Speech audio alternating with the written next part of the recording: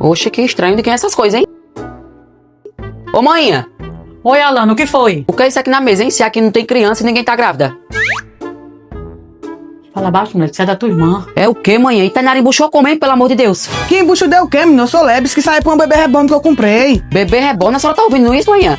E tu comprou um pacote de fralda desse tamanho pra um bebê reborn? Não, menina, a fralda é pra manhinha. É o que, Tainara? Tá ficando doida? Fala a verdade. Que verdade, mãe. A senhora já tá na idade de usar fralda, eu fui e antecipei. Tá vendo aí, manhã? Já tá querendo que a senhora use fralda, viu? Daqui uns dias ela vai querer botar a senhora no asilo. É mentira dela, Alana. Isso é de uma nega dela que tá grávida. Mãe, a senhora disse que não ia contar nada a Alana. Ah, agora eu quero saber dessa fofoca, viu?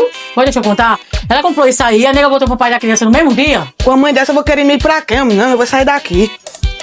Eita, carrego. Pô, essa de mãe tem sorte com nada mesmo, não, viu?